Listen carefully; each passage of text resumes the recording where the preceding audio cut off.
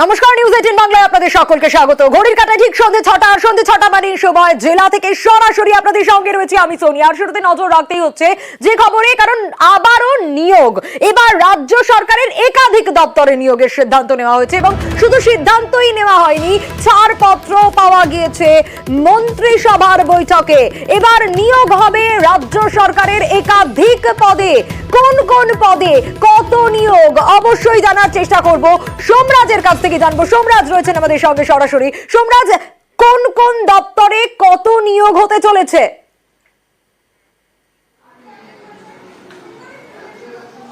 দেখো, আজ রাজ্য মন্ত্রিসভার বৈঠকে মোট 552টি শূন্য পদ তৈরি এবং নতুন পদ সৃষ্টির প্রস্তাব এবং ছাড়পত্র দেওয়া হয়েছে।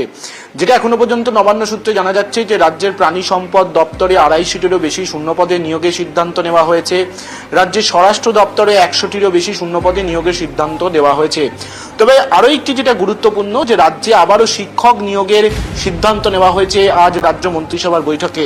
লোকসভা ভোটের পর এটি ছিল প্রথম আজকে রাজ্য মন্ত্রিসভার বৈঠক, যে বৈঠকে এখনো পর্যন্ত যেটা জানা যাচ্ছে সাঁওতালি ভাষায় ভলেন্টিয়ার টিচার বিভিন্ন স্কুলে নিয়োগের সিদ্ধান্ত নেওয়া হয়েছে। বিশেষত ঝাড়গ্রাম জেলায়, পশ্চিম মেদিনীপুর জেলায় এবং আরও একটি জেলায়, মোট 3টি জেলায়, উত্তর দিনাজপুর জেলায় 3টি জেলায় নিয়োগের সিদ্ধান্ত নেওয়া হয়েছে। 92টির মতো শিক্ষক নিয়োগ হবে, যদিও পূর্ণ সময় শিক্ষক নয়, ভলেন্টিয়ার টিচার হিসেবে শিক্ষক নিয়োগ করা হবে। মোট 552টি নিয়োগের সিদ্ধান্ত আজ নেওয়া হয়েছে রাজ্য মন্ত্রিসভার বৈঠকে। লোকসভা ভোটের পরেই ছিল আজ রাজ্য মন্ত্রিসভার প্রথম বৈঠক, তেমনটাই নবান্ন সূত্রে জানা যাচ্ছে। বেশ সোমরাজ, একদিকে যখন এই খবর আপনাদের দেখাচ্ছি, নতুন করে 552 রাজ্য সরকারি চাকরি পদে নিয়োগ হবে, তারই পাশাপাশি অবশ্যই নজর রাখতেই হবে দেউচা পাচামির দিকেও, কারণ সেখানে কিন্তু জমিদাতাদের ফের চাকরি, ফের দেউচা পাচামিতে জমিদাতাদের চাকরি। 264 জন জমিদাতা, তাদেরকে নিয়োগপত্র দেওয়া হয়েছে এবং পুলিশের কনস্টেবল পদে চাকরির নিয়োগপত্র পেলেন তারা। সব মিলিয়ে 1500 জন জমিদাতা চাকরি পেলেন। খুবই আনন্দ লাগছে। দীর্ঘ সময় ধরে হচ্ছিল না, এই ভোট ইলেকশন এইসবের জন্য আটকেছিল, তারপরে দীর্ঘ প্রতীক্ষার পর হয়তো আমরা পেয়েছি আজকের দিনে। প্রচন্ড খুশি, আমরা জমিদাতা, আমরা জমি দিয়েছি। খুবই ভালো লাগছে, এতদিন পর আমরা পেলাম, সবার মনের আশাও পূরণ হলো, আমরা প্যাকেজও পেয়েছি নিজের মতো। আমরা খুব খুশি। আমরা চাই আগামী দিনে আরো যারা আছে তারা এইভাবে আমাদের মতোই চাকরি পাক। আমরা সকলে স্বেচ্ছায় দিয়েছি, আমাদেরকে দেওয়ার কারণ মুখ্যমন্ত্রী প্যাকেজ ঠিকঠাক দিয়েছেন, তার জন্য জমি দেওয়া হয়েছে। আজকে 12 নম্বর এবং 13 নম্বর লটের 264 জন জুনিয়র কনস্টেবল তারা কিন্তু আজকে নিয়োগপত্র পেলেন। এখনো পর্যন্ত প্রায় 1400 নিয়োগপত্র হয়ে গেছে এবং আমরা আরও আগামী দিনে প্রায় 100 জনের মতো গ্রুপ ডি আমাদের নিয়োগপত্র, এটা প্রসেসিংয়ের মধ্যে আছে, এটা চলছে। এটা একটা ধারাবাহিক প্রক্রিয়া। অবশ্যই বেড়েছে।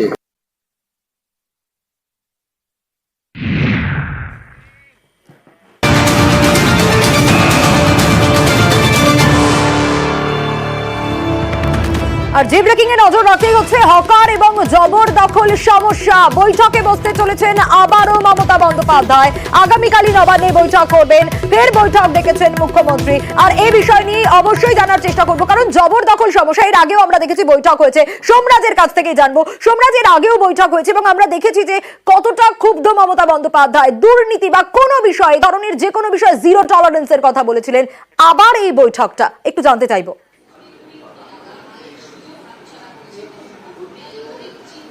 দেখো, আগামীকাল দুপুর 12টা থেকে মুখ্যমন্ত্রী মমতা বন্দ্যোপাধ্যায় যে বৈঠক করতে চলেছেন, সেই বৈঠকের আলোচনার অন্যতম বিষয়বস্তুই হলো হকার সমস্যা।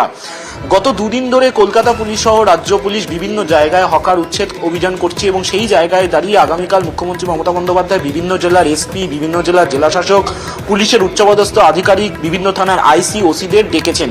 মনে করা হচ্ছে আগামীকালকে বৈঠকে হকার সমস্যা সমাধান করার জন্য কিছু গাইডলাইন দিয়ে দেওয়া হতে পারে। নগর উন্নয়ন দপ্তর যেহেতু এই বৈঠক ডেকেছে, সেক্ষেত্রে সম্ভাবনা প্রবল। তার কারণ মনে করা হচ্ছে কালকের বৈঠকে মুখ্যমন্ত্রী মমতা বন্দ্যোপাধ্যায় হকারদের যাদেরকে তুলে নেওয়া হচ্ছে বা কলকাতা সহ বিভিন্ন এলাকায়, তাদেরকে কিভাবে অন্য জায়গায় স্থানান্তর করা যায়, গোটা বিষয়টি নিয়ে আলোচনা করার জন্যই আগামীকাল নগর উন্নয়ন দপ্তরের তরফে বেশ কিছু গাইডলাইন দিয়ে দেওয়া হতে পারে এবং তার জন্যই এই বৈঠক ডেকেছেন মুখ্যমন্ত্রী মমতা বন্দ্যোপাধ্যায় বলেই মনে করা হচ্ছে। দ্বিতীয়ত, আমরা দেখেছি যে লোকসভা ভোটের পর মুখ্যমন্ত্রী মমতা বন্দ্যোপাধ্যায় এখনো পর্যন্ত 3টি প্রশাসনিক বৈঠক করেছেন। 3টি প্রশাসনিক বৈঠকে জমি জবরদখল নিয়ে, বিশেষত সরকারি জমি জবরদখল নিয়ে কড়া বার্তা দিয়েছেন। তারপর আগামীকাল 4র্থ বৈঠক করতে চলেছেন, সেখানেও এই সরকারি জমি জবরদখল নিয়েও আলোচনা হবে। তার কারণ যে এজেন্ডা তৈরি হয়েছে সেখানেও দেখা যাচ্ছে যে ল্যান্ড এনক্রোচমেন্ট রাখা হয়েছে। গত সোমবার মুখ্যমন্ত্রী মমতা বন্দ্যোপাধ্যায় যখন বৈঠক করেন সেখানে তিনি স্পষ্ট মুখ্য সচিবকে নির্দেশ দিয়েছিলেন যে কত পরিমাণ সরকারি জমি রয়েছে বিভিন্ন দফতরের হাতে আর কত পরিমাণ জমি দখল হয়ে রয়েছে গোটা রিপোর্টটি পেশ করতে। সেই রিপোর্টের উপর নির্ভর করেই আগামীকাল মুখ্যমন্ত্রী মমতা বন্দ্যোপাধ্যায় এই সরকারি জমি জবরদখল নিয়ে আরো কড়া বার্তা দেবেন বলেই মনে করা হচ্ছে, যেখানে সব থানার আইসি ওসিরা ভার্চুয়ালি উপস্থিত থাকবেন। ফলত গত 3টে বৈঠকের তুলনায় আগামীকালকের বৈঠকের গুরুত্ব আরো বাড়বে বলে একেবারে শোভরাজ, অবশ্যই এবং অবশ্যই নজর থাকবে আগামীকালের দিকে। বেশ,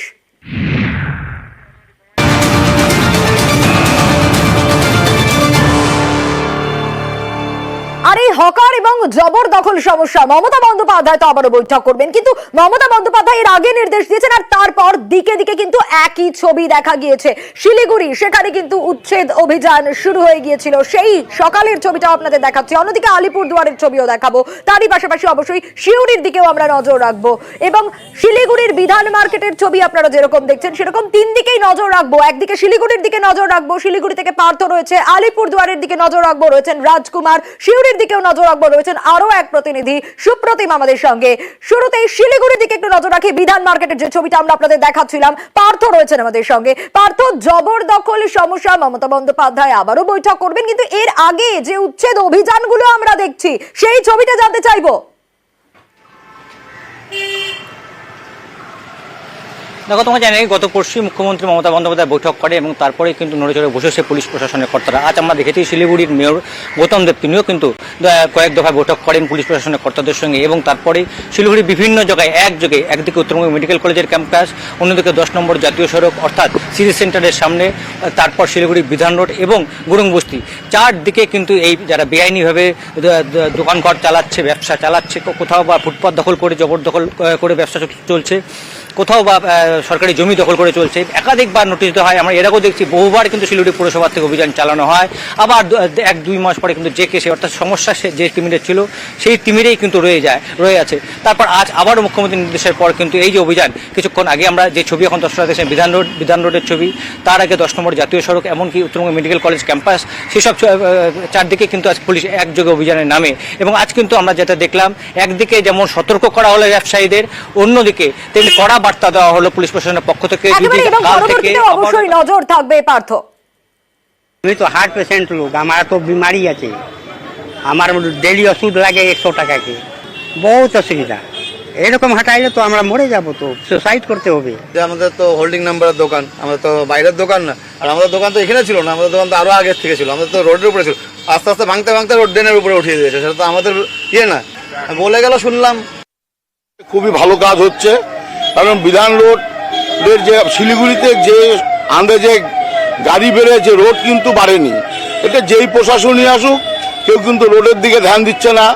লোক যেখানে 200 ছিল সেখানে কিন্তু 2000 লোক হয়েছে, যার 10টা গাড়ি ছিল এখানে 10,000 গাড়ি হয়েছে।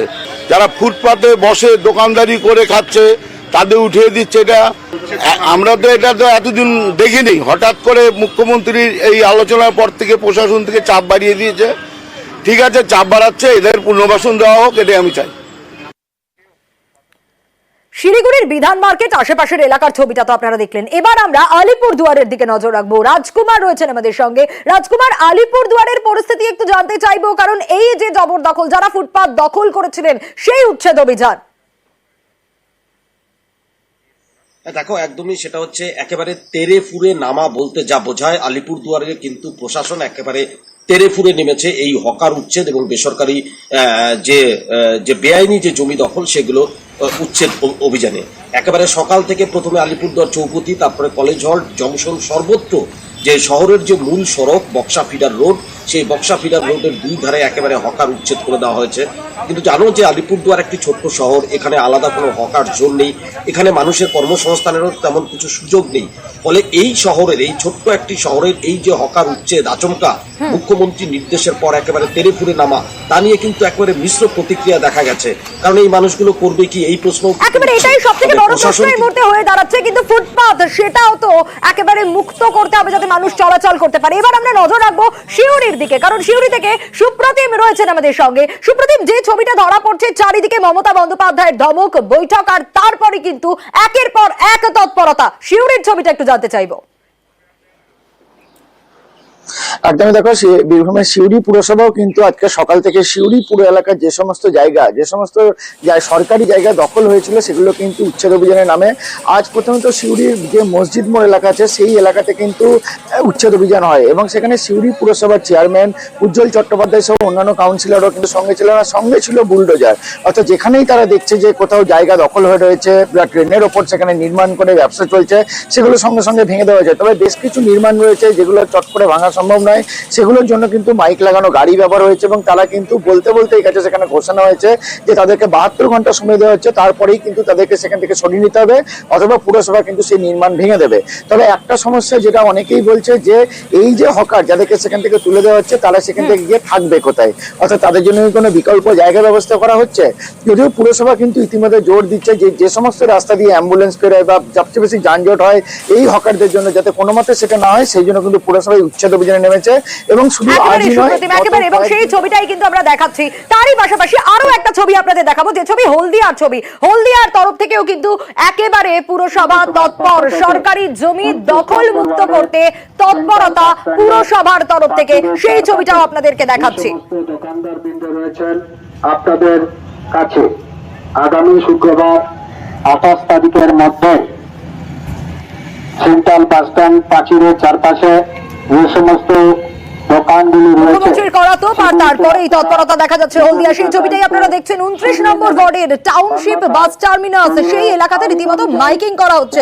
আর 28 জুন তার মধ্যেই কিন্তু অস্থায়ী দোকান ঝুপড়ি সব সরাতে হবে, নোটিশ দিয়ে দেওয়া হয়েছে। সরকারি জমি ফাঁকা না করলে আইনি ব্যবস্থা নেওয়া হবে, এমনটাও কিন্তু পুরসভার তরফে হুঁশিয়ারি। দ্বারা হলদিয়া পৌরসভার পক্ষ থেকে 29 নম্বর ওয়ার্ডের সেন্ট্রাল বাস স্ট্যান্ডের প্রাচীরের চারপাশে যে সমস্ত